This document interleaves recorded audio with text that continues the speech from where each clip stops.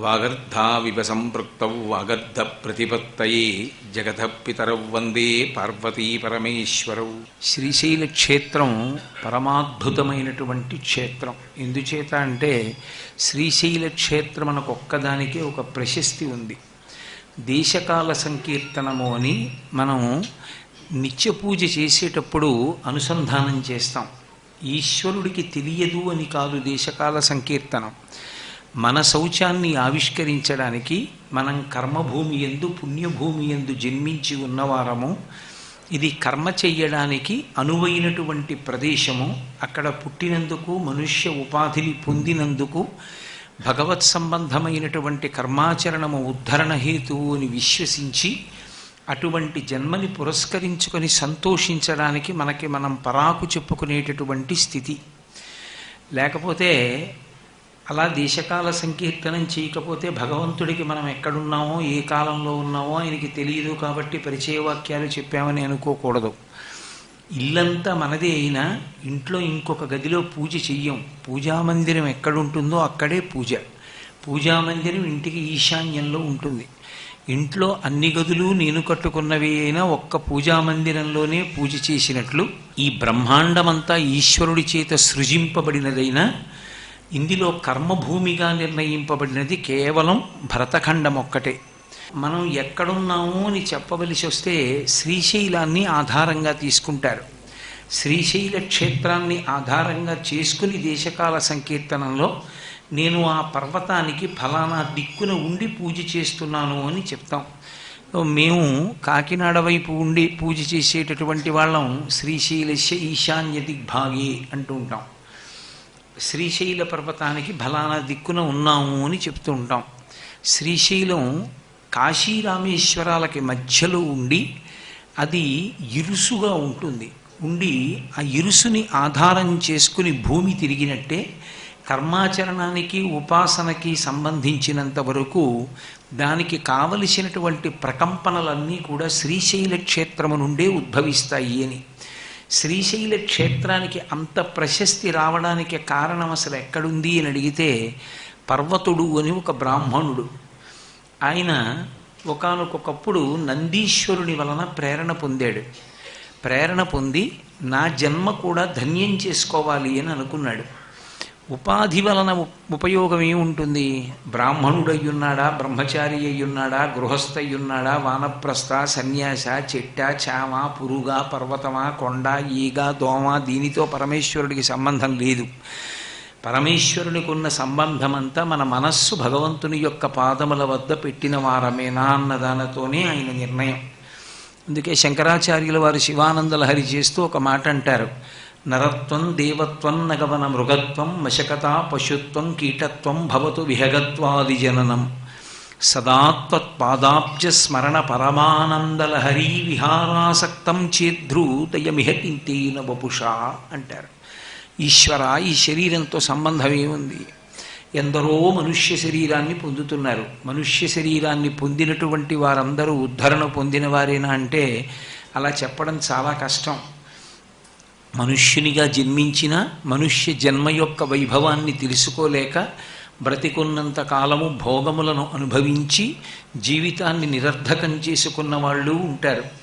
మనుష్య ఉపాధిని పొందనప్పటికీ ఇతరమైనటువంటి ఉపాధులను పొందినప్పటికీ భగవంతుని యందు అచంచలమైనటువంటి భక్తి చేత తాము ధరించడమే కాకుండా కాలముతో సంబంధము లేకుండా కొన్ని కోట్ల మందిని తరింపచేయగలిగినటువంటి శక్తిని పొందినటువంటి జీవులు కొంతమంది ఉంటారు. అటువంటి వాటిలో అందరూ మనుష్యులే అయి ఉండాలని లేదు. అది శంకరాచార్యుల వారి ప్రతిపాదన. నరత్వం దేవత్వం నగవన మృగత్వం వశకత పశుత్వం కీటత్వం భవతు విహగత్వాది జననం. పక్షి అయితేనేమి, కొండ అయితేనేమి, రాయి అయితేనేమి, రప్ప అయితేనేమి, దేవత అయితేనేమి, మనుష్యుడైతేనేమి, ఏదైతేనేమి భగవంతుని యొక్క పాదముల దగ్గర నీ మనస్సుని ఉంచిన మాట నిజమైతే అటువంటి వాడెవరున్నాడో వాడి యోగక్షేమములను వహించడానికి, వాడిని రక్షించడానికి భగవంతుడు వాడి వెంట తిరుగుతూ ఉంటాడు. అటువంటి మనస్సుని నువ్వు అధ్యవసాయముతో కూడినటువంటి బుద్ధితో సిద్ధము చేసుకోగలిగినటువంటి వాడవైతే, అది భగవంతునకు అర్పింపబడినదైతే భగవంతుడు వాడి వెంట తిరుగుతూ ఉంటాడు. పర్వతుడు ఆ కోవకు చెందినటువంటి వాడు. బ్రాహ్మణుడై జన్మించి శాస్త్రములన్నింటినీ చదవడమే కాకుండా ఆయన నా శరీరం పడిపోయే లోపల నేను జీవకోటికంతటికీ గొప్ప ఉపకారము చేసేటటువంటి వాడిని కావాలి, పరమేశ్వరుని యొక్క అనుగ్రహము చేత తప్ప నేను అటువంటి స్థితిని సంతరించుకోవడం సాధ్యం కాదని పెద్దల యొక్క అనుమతి తీసుకొని చరకేశ్వరము అనబడేటటువంటి ప్రదేశానికి చేరుకొని భగవంతుడి గురించి ఘోరమైనటువంటి తపస్సు చేశాడు. ఆ తపస్సులో కూడా ఒక్క పర్వతుని యొక్క తపస్సులో ఒక విశేషం ఉంది. ఆయన సహస్ర దళములతో కూడిన పద్మమును ఏర్పరిచి దాని మధ్యలో మళ్ళీ అష్టదళములతో కూడినటువంటి పద్మమును ఏర్పరిచి ఈ అష్టదళములు కూడా పరమశివుని యొక్క అష్టమూర్తులుగా భావన చేశాడు. సాకారోపాసనము నిరాకారోపాసనము అని రెండు ఉంటాయి శాస్త్రంలో. సాకారంచ నిరాకారం నిర్గుణంచ గుణాత్మకం తత్వం తత్పరమం బ్రహ్మ ఇది వేదాంత డిండిమహ అంటారు శంకరాచార్యుల వారు వేదాంత డిండిమన్లో. సాకారోపాసన యందు పరమశివుణ్ణి చూడాలి అనుకుంటే అసలు పరమేశ్వరుణ్ణి చూడడానికి తప్ప ఇంకొకటి చూడడానికి అవకాశం లేదు. మీరు ఏది చూస్తారో ఏది అనుభవిస్తారో అదంతా శివతత్వమే. శివతత్వము కానిది వేరొకటి ఉండే అవకాశం లేదు. అందుకే పరమశివుని యొక్క తత్వం అంతా 8 అంకె మీద నడుస్తుంటుంది. ఒక్కొక్కరి తత్వము ఒక్కొక్క సంఖ్య మీద అంకె మీద ఆధారపడుతుంది. విఘ్నేశ్వర తత్వము 16 అనబడేటటువంటి అంకె మీద ఆధారపడుతుంది. అందుకే షోడశైతాని నామాని ఎప్పటే చుణియాదపి ప్రవేశే నిర్గమే తథా అంటూ 16 నామాలు చెప్తారు. విఘ్నేశ్వరుడు అయితే సుముఖశ్చైవదంతశ్చ కపిలో గజకర్ణక లంబోదరశ్చ వికటో విఘ్నరాజో గణాధిప, ఆ నామాలు 16 చెప్తారు. పరమశివుడి దగ్గరికి వచ్చేటప్పటికీ సాకారోపాసనకి సంబంధించినంత వరకు ఆయనే 8 మూర్తులుగా ఉంటాడు. అవే పృథివీ ఆపస్ తేజో వాయు ఆకాశములు సూర్యచంద్రులు జీవుడు. ఇది నిరూపణం చేయడం కోసమే ఈ 8ంటికి ప్రతీకలుగా 8 శివలింగాలు వచ్చాయి. కాంచీపురంలో పృథివీలింగం, జంబుకేశ్వరంలో జలలింగం, అరుణాచలంలో అగ్నిలింగం, చిదంబరంలో ఆకాశలింగం, శ్రీకాళహస్తిలో వాయులింగం, కోణార్కలో సూర్యలింగం, సీతాకుండంలో చంద్రలింగం, కాఠ్మండూలో యజమానలింగం. ఈ 8 తప్ప ఇక చెప్పడానికి 9వ పదార్థం లేదు. ఈ 8 శివుడే. 8 శివుడైనప్పుడు శివుణ్ణి చూడాలి అని అనుకున్నవాడికి, శివోపాసన చెయ్యాలి అనుకున్నవాడికి ఈ పృథివీ అంతా పరమేశ్వరుడే. అందుకే ఒకానొకప్పుడు ఈ దేశంలో ఒక ఆచారం ఉండేది. ఈ మట్టిని కాల్చి ఇల్లు కట్టేవారు కాదు. మట్టిని కాల్చడం పరమ దోషభూయిష్టమైనటువంటి విశేషంగా వేదంలో నిర్ణయింపబడింది. మట్టిని కాల్చినట్టయితే అటువంటి ఇంట్లో నివాసం చేయడం అన్నది అలవాటైపోతే దేవతల యొక్క ఆగ్రహానికి శివుని యొక్క ఆగ్రహానికి గురవుతారు అని. అందుకే కంచికామకోటి పీఠాధిపత్యం వహించిన మహాపురుషులు చంద్రశేఖరేంద్ర సరస్వతి మహాస్వామి వారు ఎప్పుడు నివాసం ఉన్నా కూడా తాటాకుల పందిరి వంటి వాటిలో ఉండేవారు తప్ప ఈ సిమెంటుతో నిర్మాణం చేసినటువంటి ఇంట్లలో ఆయన ఉండేవారు కాదు. ఎందుచేత అంటే పృథివీ శివస్వరూపం. శివస్వరూపమైనటువంటి పృథివిని కాల్చడం అనేటటువంటిది ఎప్పుడు జరుగుతుందో అప్పుడు శివుని యొక్క ఆగ్రహానికి గురవుతారు. అందుకే పృథివిని కాల్చడం అనేటటువంటి సిద్ధాంతానికి ఈ దేశం చాలా కాలం దూరంగా ఉంది. తరువాతి కాలంలో పృథివిని కాల్చడం అనేటటువంటి అలవాటు ఒకటి బయలుదేరింది. సరే, ఇప్పుడు నేను దాని యుక్తాయుక్త విచక్షణ గురించి చర్చ చెయ్యదలుచుకోలేదు. కానీ ఈ పృథివీ అంతా శివుడే. ఆయన కానిది లేదు. పృథివీ అంతా ఆయన స్వరూపం. ఆపస్ అంటే నీరు పరమేశ్వరుని యొక్క స్వరూపం. తేజస్సు అగ్నిహోత్రము ఆయన యొక్క స్వరూపం. వాయువు ఆకాశం పరమేశ్వరుని యొక్క స్వరూపం అయినప్పుడు, అలాగే సూర్యుడు పరమశివుని యొక్క స్వరూపం, చంద్రుడు పరమశివుని యొక్క స్వరూపం. ఆఖరికి నేను మనం లోపల చూపించుకుని పిలిచేటటువంటి యజమాన స్వరూపం కూడా పరమశివ స్వరూపం. కాబట్టే అష్టమూర్తి తత్వం మీద ఆయన యొక్క తత్వం అంతా నడుస్తుంది. కాబట్టే శివపూజ యందు కూడా ఒక లక్షణం ఉంటుంది. శివపూజని మీరు 108 నామాలతో చేశారా, సహస్రనామాలతో చేశారా అన్నదానితో సంబంధం ఉండదు. శివపూజ పరిపూర్ణం కావాలి అంటే ఆగమతత్వవేత్తలైనటువంటి పెద్దలు చెప్పే మాట ఒకటే, 8 నామములతో పూజ చేస్తే చాలు. అందుకే భవాయ దేవాయ నమః, శర్వాయ దేవాయ నమః, ఈశానాయ దేవాయ నమః, పశుపతే దేవాయ నమః, రుద్రాయ దేవాయ నమః, ఉగ్రాయ దేవాయ నమః, భీమాయ దేవాయ నమః, మహతే దేవాయ నమః. ఈ 8 నామముల చేత శివపూజ పూర్తయిపోతుంది. ఈ 8 నామములకు పక్కన పత్ని అన్న మాటని కలిపితే అమ్మవారి పూజ పూర్తయిపోతుంది. భవస్య దేవస్య పత్ని నమః. ఆయన కొడుకులకి పూజ చెయ్యాలంటే భవస్య దేవస్య పుత్రై నమః అంటే ఆయన కొడుకులకి పూజ పూర్తయిపోతుంది. 8 అంకె మీద పరమశివుని యొక్క తత్వం నడుస్తూ ఉంటుంది. అందుచేత ఆయన నామములు కూడా 8 నామములే చెప్తాం. ఆయన యొక్క పత్ని స్వరూపమైనటువంటి పరదేవతకి పూజ చెయ్యాలన్నా, ఆయన కుమారులైనటువంటి విఘ్నేశ్వరుడికి సుబ్రహ్మణ్యుడికి పూజ చెయ్యాలన్నా, ఆ 8 నామములకు పక్కన పత్ని అన్న శబ్దాన్ని, పుత్ర శబ్దాన్ని వేసి పూజ చేస్తే శివపూజ కుటుంబపరంగా పూర్తయిపోతుంది. అందుకని 8 అంకె మీద ఉండేటటువంటిదంతా సాకారతత్వము. శివుడు తప్ప వేరొకటి లేదు జగత్తులో. అంతటా ఆయన నిండి నిబిడీకృతమైపోయి ఉంటాడు. అందుకే సాకారోపాసనగా పరమశివుని యొక్క 8 మూర్తులను 8 దళముల యందు ఆవాహన చేశాడు పర్వతుడు. ఆవాహన చేసి అష్టదళ పద్మాన్ని ఏర్పాటు చేసి ఆ అష్టదళ పద్మ కర్ణిక యందు పరమశివుడు కూర్చుని ఉన్నట్లుగా భావన చేస్తూ, అవి మిగిలినవి 8 ఆయన యొక్క రూపాలుగా భావన చేస్తూ విశేషమైనటువంటి తపస్సు చేశాడు. ఎంత ఘోరమైన తపస్సు చేశాడు అంటే, శరీరము ప్రకృతిలో దేనికి ఖేద పడుతుందో ఆ ఖేదాన్ని ప్రయత్నపూర్వకంగా అనుభవించాడు. అంటే శరీర భావనని పరమేశ్వరుని యొక్క భావన యందు విస్మరించాడు. అది మహాత్ములకు ఉండేటటువంటి లక్షణం. పరమాచార్య స్వామి వారికి ఒకప్పుడు 104 డిగ్రీలు జ్వరం వస్తే నాకు పంచాగ్నిహోత్రం తపస్సు చేసే అదృష్టం కలిగిందని ఆయన మండు టెండలోకి వచ్చి కూర్చుని కొంతసేపు ప్రణవ జపం చేశారు. అంటే లోపల 104 డిగ్రీల వేడి, బయట సూర్యుణ్ణి చూస్తూ కొంతసేపు ఆయన ప్రణవం చేశారు. అంటే పంచాగ్నిహోత్రముల మధ్య కూర్చుని తపస్సు చేసినట్టు. అలా శరీరము దేనికి ఖేదపడుతుందో ఆ ఖేదాన్ని శరీరము మనస్సు సంపర్కాన్ని విడిచిపెట్టేస్తాయి.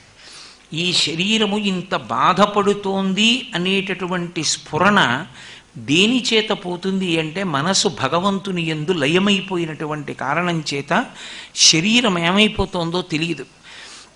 అటువంటి విపత్కర స్థితిని ప్రయత్నపూర్వకంగా కల్పించుకుని ఋతువుల యందు తద్విరుద్ధమైనటువంటి సుఖాన్ని శరీరం కోరితే అటువంటి సుఖాన్ని ఇవ్వకుండా ప్రకృతి చేత శోషించేటట్టుగా శరీరాన్ని అప్పగించి మనసుని భగవంతుని యందు నిలబెట్టాడు. దానికి ఘోరమైన తపస్సు అని పేరు. అంటే గ్రీష్మ ఋతువు వచ్చిందనుకోండి, గ్రీష్మ ఋతువు వచ్చినప్పుడు మండుటెండలో మాంసనేత్రంతో సూర్యుడి వంక చూస్తూ తపస్సు చేసేవాడు. మంచి చలికాలం వచ్చిందనుకోండి, హేమంత ఋతువు వచ్చినప్పుడు కంఠంలోతు నీళ్లలో నిలబడి తపస్సు చేసేవాడు. శరీరం వణికిపోదా అంటే వణికిపోతుంది, అది దాని ధర్మం. కానీ శరీరం వణికిపోతోందన్న విషయం పర్వతునికి స్పృహలో ఉండేది కాదు. శరీరాన్ని ఈశ్వరుణ్ణి చేరడానికి సాధనం చేశాడు. శరీర స్పృహ విడిచిపెట్టాడు. భగవంతుని యందు మనసు నిలబెట్టాడు. నిలబెట్టి తపస్సు చేశాడు. తపస్సు చేస్తే దానికి ఎంతో సంతోషించినటువంటి పరమేశ్వరుడు అనుగ్రహించి సాక్షాత్కరించాడు. సాక్షాత్కరించి సాకార రూపాన్ని పొంది కన్నుల ఎదుట కనపడ్డాడు. తపస్సుకి ఈశ్వరుడు ప్రత్యక్షమగుట అన్న మాటకు అర్థం ఏమిటంటే, మరి అష్టదళ పద్మంగా పెట్టినప్పుడు పృథివీ ఆయనే, ఆకాశం ఆయనే అయినప్పుడు, 8 రూపాలు ఆయనే అయినప్పుడు మళ్ళీ ప్రత్యక్షమవడం అన్న మాట ఎక్కడి నుంచి వస్తుంది? దానికి అర్థం ఏమిటి అంటే, ఈ మాంసనేత్రము చేత చూడడానికి అనువు కాని శివతత్వము ఈ మాంసనేత్రము చేత చూడడానికి యోగ్యమైన రీతిలో ఘనీభవిస్తుంది, వచ్చి కన్నుల ఎదుట నిలబడుతుంది. అలా నిలబడేటటువంటి ప్రక్రియకి ప్రత్యక్షమగుట అంటారంటే భగవంతుడు కిందకి దిగి వచ్చేటటువంటి ప్రక్రియ. అందుకే అవతారము అంటుంటారు. తార అంటే పైన ఉండడం, అవతార అంటే కిందకి రావడం. అంటే ప్రసన్నుడయ్యాడు, అనుగ్రహించాడు అని గుర్తు. దానికి ప్రత్యక్షమగుట అంటారు. ఈ కన్నుల ఎదుట పరమశివుడు సాక్షాత్కరించాడు. వెంటనే పర్వతుడు లేచి స్తోత్రం చేశాడు. భగవానుడు మెచ్చి నీకేం వరం కావాలి కోరుకోమన్నాడు. సర్వసాధారణంగా శివానుగ్రహం వంటిది లభిస్తే ఏ భక్తుడైనా కోరుకునేది మోక్షస్థితిని కోరుకుంటాడు. కానీ పర్వతుడు అలా కోరుకోలేదు. ఆయన చాలా విచిత్రమైనటువంటి వరం ఒకటి అడిగాడు. ఆయన అన్నాడు, యాని యాని చ తీర్థాని పుణ్యాని త్రిభువనాని చ తాని సర్వాణి సతతం తిష్టస్వ మమ మూర్ధని అన్నాడు. ఎలా? సర్వదేవ సమన్విత, ఈశ్వర మీరు 33 కోట్ల మంది దేవతలతో కలిసి నా యొక్క శిరస్సునందు నిలబడాలి. మీరు అలా నిలబడేటప్పుడు యాని యాని చ తీర్థాని, ఎక్కడ? త్రిభువనాని చ, 3 భువనముల యందు 3 లోకములలో ఎన్ని తీర్థములు ఉన్నాయో అన్ని తీర్థములు మీ వెంట బయలుదేరి రావాలి. ఆ తీర్థములన్నీ నా తల మీద వెలియాలి. దానితో పాటుగా కొన్ని క్షేత్రములు ఉంటాయి, వాటిలో అన్ని తీర్థములు వస్తాయి, కానీ ఏదో కొద్ది కాలమే వస్తాయి. కపిలతీర్థం ఉంది వెంకటాచల క్షేత్రానికి కింద. కపిలతీర్థంలోకి కూడా బ్రహ్మాండంలో ఉన్న తీర్థాలన్నీ వస్తాయి. ఎప్పుడు వస్తాయి అంటే కార్తీక మాసంలో వచ్చేటటువంటి పర్వదినాలలో మిట్ట మధ్యాహ్నం వేళ మధ్యాహ్నే దశనాడికాహ, కేవలం కొద్దిసేపు ఆ తీర్థములు ఆవహించి కపిలతీర్థంలో ధారగా పడతాయి. అప్పుడు ఎవరు స్నానం చేస్తారో వాళ్ళు బ్రహ్మాండాల్లో ఉన్న తీర్థాలన్నీ స్నానం చేసేసినట్టే. కానీ పర్వతుడు కోరిన కోరిక అది కాదు. ఆయన అడిగింది ఏమిటి అంటే సతతం, ఎల్లప్పుడూ ఉండాలి అవి.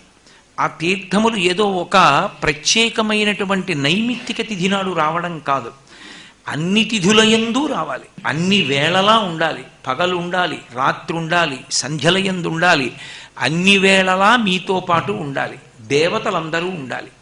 అలా నా యొక్క తల మీద మీరు వేయించెయ్యాలని అడిగాడు. శివుడు ఆశ్చర్యపోయాడు. ఎంత గొప్ప కోరిక కోరావయ్యా, ఏమిటి దీనివల్ల నీకు ప్రయోజనం అంటే, నాకు కాదు ప్రయోజనం, అనుష్ఠాన బలం లేకపోయినా ఇన్ని పాపాలు చేసినవాడైనా ఈ క్షేత్రంలోకి అడుగుపెట్టినంత మాత్రం చేత వాడికి విశేషమైన పుణ్యం కలగాలి. ఎంత పుణ్యం కలగాలంటే వాడు మోక్షమునకు అధికారి కావాలి.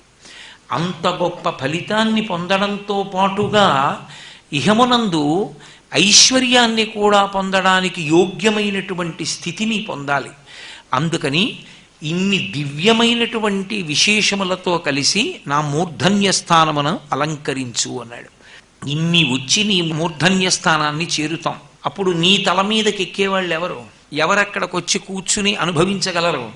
అందుకని ఒక పని చేయి, నీ కోరిక తీరాలి అంటే నువ్వు ఒక పర్వతంగా అయిపోయేటట్టుగా నిన్ను అనుగ్రహిస్తున్నాను. అందుకని నువ్వు ఒక పర్వతంగా మారతావు. నీ పర్వతం యొక్క తల మీద నేను వేయించేసి ఉంటాను. సమస్త తీర్థములు దేవతలు వచ్చి నాతో పాటుగా అక్కడ కొలువయ్యి ఉంటారు. ఎవరు ఈ శ్రీశైల క్షేత్రంలోకి ప్రవేశిస్తారో ఆ ప్రవేశించినటువంటి వాళ్ళకి నువ్వు అడిగినటువంటి విశేషములన్నీ దక్కుతాయి. అందుకని ఈ పర్వతముతో సమానమైనటువంటి పర్వతము ఇక సృష్టి యందు ఉండదు. అంత గొప్ప స్థితిని పొందుతారు.